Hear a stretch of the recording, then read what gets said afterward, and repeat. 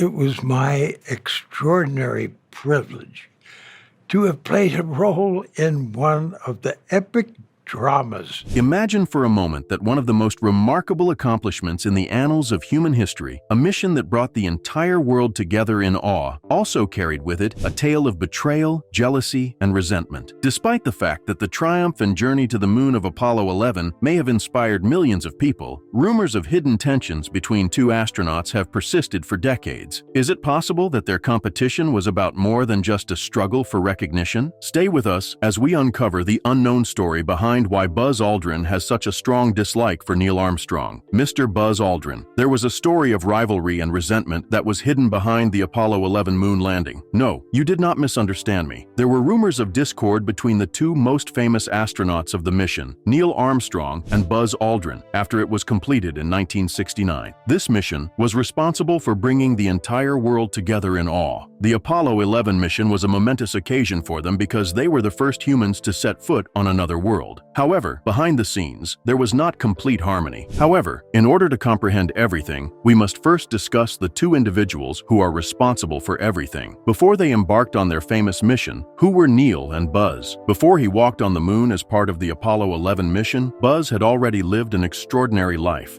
In fact, he had already traveled to the moon. His childhood, his time spent serving in the military, and his academic accomplishments all contributed to the formation of the brilliant astronaut and engineer that the world came to admire. Born on January 20th, 1930 in the town of Montclair, New Jersey, Buzz was called Buzz. Edwin Eugene Aldrin Sr., his father, served as a colonel in the United States Air Force, a pioneer in the aviation industry who had a significant impact on Buzz's passion for flight and engineering was a member of the Air Force. The fact that his mother, Marion Moon Aldrin, was a homemaker and whose maiden name eerily foreshadowed his destiny is a telling coincidence. Both academically and athletically, Buzz excelled at Montclair High School, particularly in football. He attended Montclair High School. It was because of his determination and self-control that he was able to secure a position at the highly regarded United States Military Academy at West Point. He graduated in 1951 with a degree in mechanical engineering, placing him in third place among his classmates. Following his graduation from West Point, Buzz enlisted in the United States Army, Air Force and began training to become a pilot. In the year 1952, he was awarded his wings, and he quickly established a reputation for being an accomplished pilot. During the Korean War, Buzz was stationed in Korea as part of his military career. There, he flew 66 combat missions in F-86 Sabres on his way to Korea. His squadron was the one that was tasked with the responsibility of defending airspace against North Korean and Chinese forces, as well as targeting enemy infrastructure. During his time in the military, Buzz displayed an extraordinary amount of bravery and skill, even destroying two MiG-15 aircraft belonging to the enemy. In recognition of his efforts, he was awarded the Distinguished Flying Cross, which is a prestigious award that recognizes acts of heroism or extraordinary achievement in the discipline of aerial flight. Not only did his time spent in the Air Force solidify his passion for flying, but it also provided him with an understanding of the strategic significance of technology and science in our contemporary military. He was motivated to further his education and concentrate on cutting-edge advancements in the aerospace industry as a result of this realization. After completing his time in the military, Buzz went on to pursue graduate studies at the Massachusetts Institute of Technology, also known as MIT.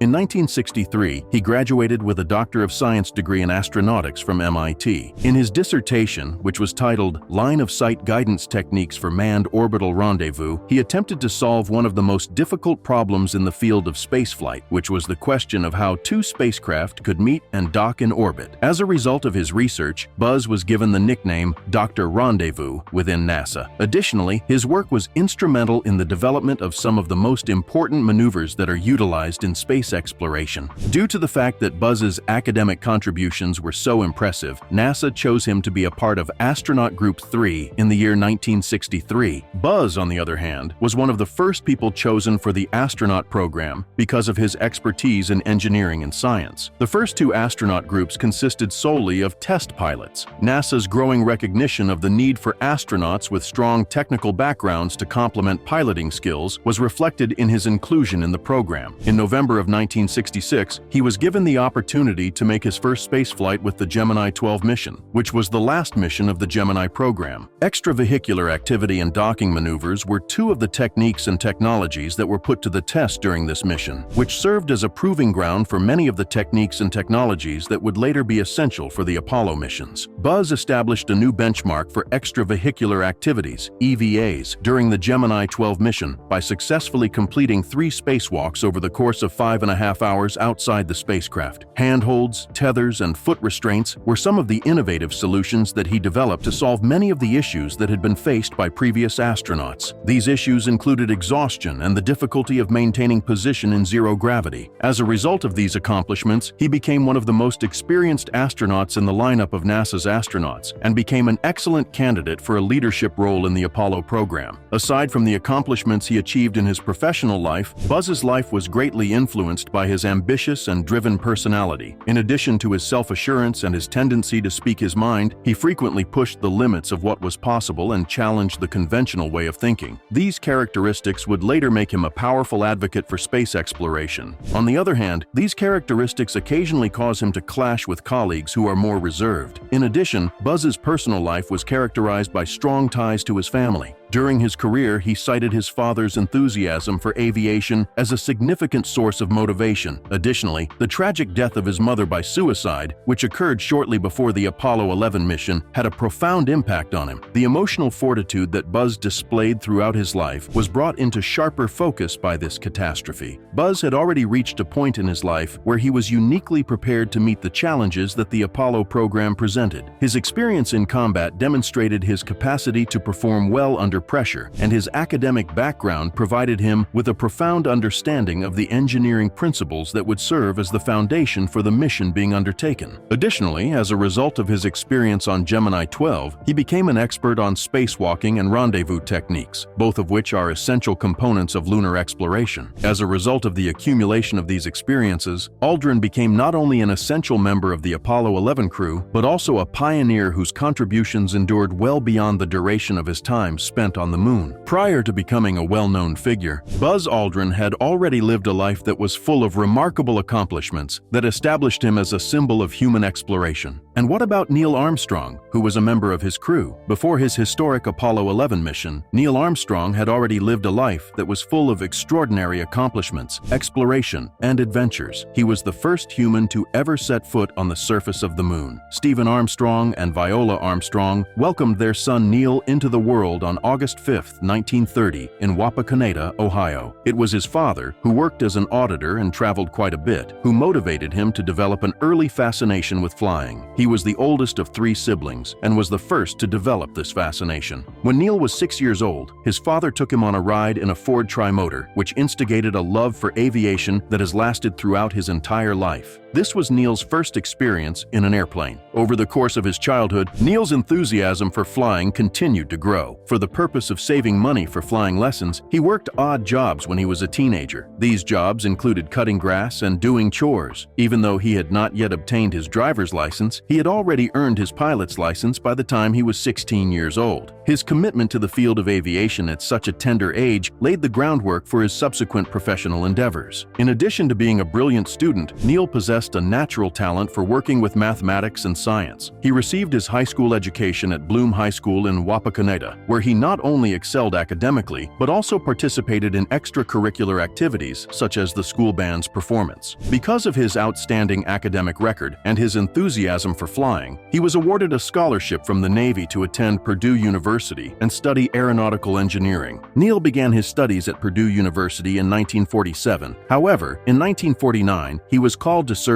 in the United States military, which caused his education to be interrupted. To fulfill the requirements of the Holloway Plan, which mandated that scholarship recipients complete military training, the Navy was chosen. In the course of the Korean War, Neil attained the rank of naval aviator and participated in 78 combat missions. During his time aboard the aircraft carrier USS Essex, he served as the pilot of a single-engine fighter jet with the designation Grumman F-9F Panther. The missions he was assigned included conducting reconnaissance and strafing runs over North Korea. The time that his aircraft was damaged by enemy fire and he was forced to eject over hostile territory story was a particularly terrifying experience for him. Because of his composed demeanor and quick thinking, Neil was able to perform a safe parachute jump and avoid being captured. Subsequent to the conclusion of his military service in the year 1952, Neil went back to Purdue University and completed his degree in aeronautical engineering. Not only did his time spent as a naval aviator aid in the development of his piloting abilities, but it also instilled in him a profound sense of discipline and resiliency that would prove to be extremely beneficial in his subsequent professional endeavors. Following his graduation in 1955, Neil became a member of the National Advisory Committee for Aeronautics, which was the organization that would later become NASA. Additionally, he was employed at the high-speed flight station at Edwards Air Force Base in California, where he worked as an experimental research test pilot. Through his work in this position, he was able to test cutting-edge aircraft that were designed to push the boundaries of speed, altitude, and maneuverability. This position put him at the forefront of aviation innovation. A rocket-powered plane that was capable of reaching altitudes and speeds that were previously thought to be unattainable, the North American X-15 was one of the most notable aircraft that Neil piloted during his time in the airline industry. 7 X-15 missions were completed by him, during which he reached speeds of up to 4,000 miles per hour and altitudes of more than 200,000 feet. By participating in these missions, Neil was able to solidify his reputation as one of the most skilled test pilots in the country. These missions were essential for advancing the understanding of aerodynamics and spaceflight. His time spent working as a test pilot was not without its share of perilous and inventive situations. When Neil was piloting a plane that was equipped with an experimental landing system, he experienced a severe malfunction at one point in time. Using his extensive technical knowledge and his ability to improvise, he was able to successfully land the aircraft without incident. His remarkable composure under pressure was demonstrated by incidents such as this one, a quality that would come to define his career as an astronaut eventually.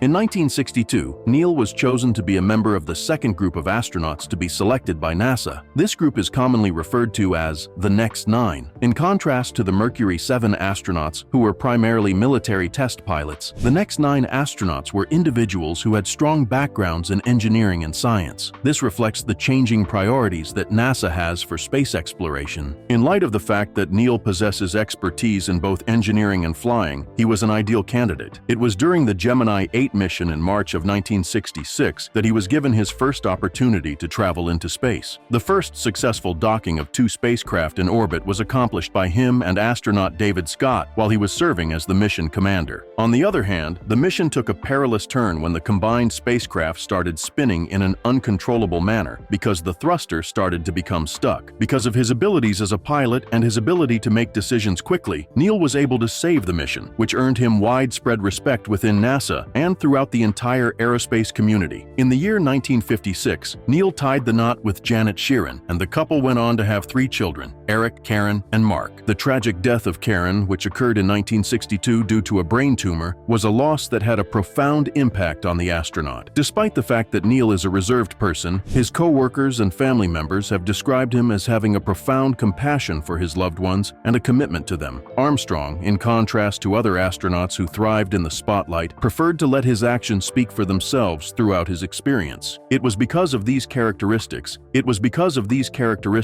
that he became a respected figure within NASA, which ultimately resulted in his selection as the commander of the Apollo 11 mission, which would forever alter the course of his life. In the late 1960s, the United States of America and the Soviet Union were engaged in a fierce competition to establish themselves as the dominant force in the field of space exploration. Apollo, a program run by NASA, became the focal point of this competition, with the ultimate objective of successfully landing humans on the moon and bringing them back to Earth in a safe manner. This objective was accomplished on July 20, 1969, when Apollo 11 became the first manned spacecraft to successfully land on the moon. This one-of-a-kind occurrence would be remembered and celebrated for all time as a triumph of human ingenuity and determination. Neil Armstrong, Buzz Aldrin, and Michael Collins were the 3 astronauts who were at the center of this groundbreaking mission. To ensure that the mission was successful, each of them played a significant role. Michael was the pilot of the command module Columbia, which was in orbit around the moon, while Neil and Buzz were in the lunar module Eagle, which was used to descend to the surface of the moon. His role was essential in ensuring that the spacecraft remained in orbit and was prepared for their safe return to Earth, despite the fact that Michael did not get the opportunity to walk on the moon.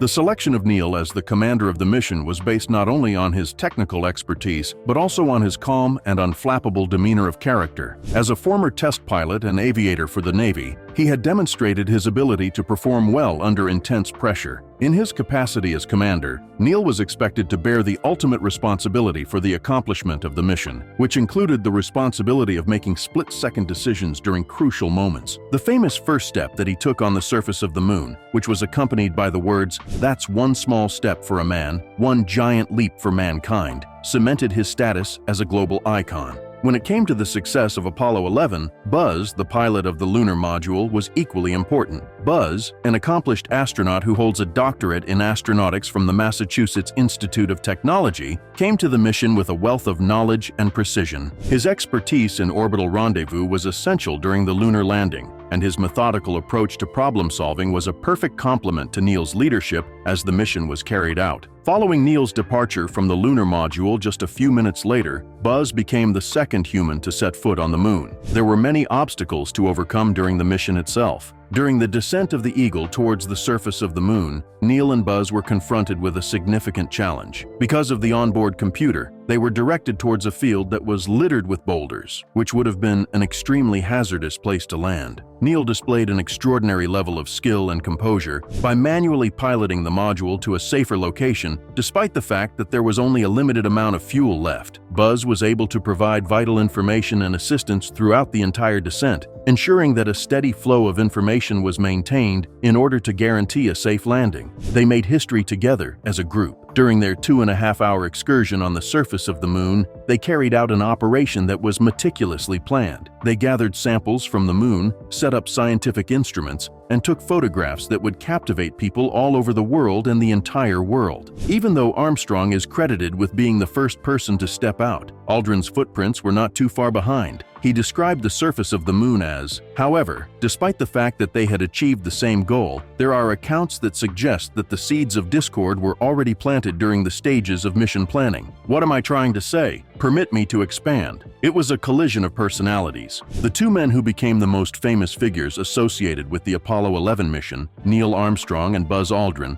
were two individuals who had very different personalities and approaches to the historic roles that they played. Their contrasting temperaments were evident not only in how they dealt with the aftermath of the event, but also during the mission itself, which shaped their dynamics and possibly laid the groundwork for the tension that developed between them throughout the time they were together. As a result of his reputation for being reserved and modest, Neil was frequently referred to as a reluctant hero. Compared to Buzz's outgoing and confident personality, his low-key demeanor was a striking contrast to Buzz's personality. Neil avoided the spotlight, whereas Buzz thrived on public engagements and was eager to advocate for space exploration. Buzz was often referred to as the thinking astronaut, and he was eager to advocate for space exploration. Buzz embraced fame by writing books, appearing on television shows, and speaking at events after the Apollo 11 mission, whereas Neil retreated to a more quiet life as an aeronautical engineering professor and refused to participate in the majority of interviews. This difference became increasingly apparent after the success of the expedition. However, even while they were competing for the Apollo 11 mission, their different approaches occasionally led to conflict. Buzz was a meticulous and outspoken individual who frequently expressed his thoughts while participating in simulations. With Neil's preference for quiet deliberation and measured decision-making, this occasionally came into conflict with his preferences. One of the examples that was given involved training scenarios in which Buzz questioned certain protocols and suggested improvements or alternative approaches. Despite the fact that these were designed to improve the success of the mission, they occasionally caused him to disagree with his crewmate who, in his capacity as mission commander, had the final say. This dynamic was made even more complicated by the hierarchical structure that NASA possessed. Through the establishment of a distinct chain of command, the culture of the organization was established, with the mission commander serving as the highest in authority. According to reports, Buzz believed that his position as the pilot of the lunar module and his expertise in orbital mechanics deserved more influence in important decisions, particularly those pertaining to the question of who would be the first person to set foot on the moon.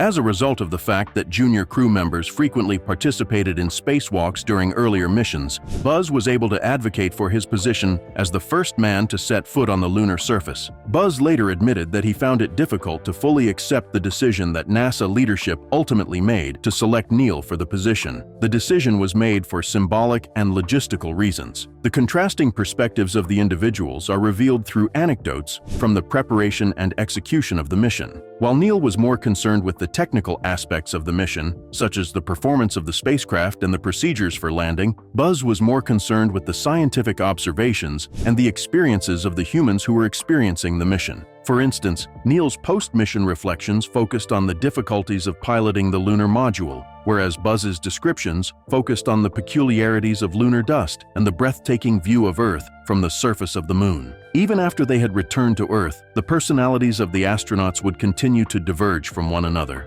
Buzz voiced his dissatisfaction with the relative lack of clarity regarding their respective roles during the moonwalk. He believed that a more specific delegation of tasks would have been more effective in highlighting his contributions. According to Neil, on the other hand, he accepted the public's perception of him as the de facto leader of Apollo 11, a position that he neither sought nor resisted. Their interactions with the public and the media were also conducted differently as a result of these differences. Neil often found himself uncomfortable with the attention, earning an undeserved reputation as a recluse. Buzz, on the other hand, took great pleasure in his role as a prominent advocate for space exploration. This disparity was explained by Neil himself, who stated that he is just a relatively normal person who has had some extraordinary experiences. The spotlight, on the other hand, was something that Buzz saw as an opportunity to motivate and educate other people, and he embraced this role with all of his heart. It's likely that the structured environment at NASA increased the intensity of these personality differences. The leadership style of Neil, which was founded on the principle of calm authority, was a good fit with the command structure of the organization.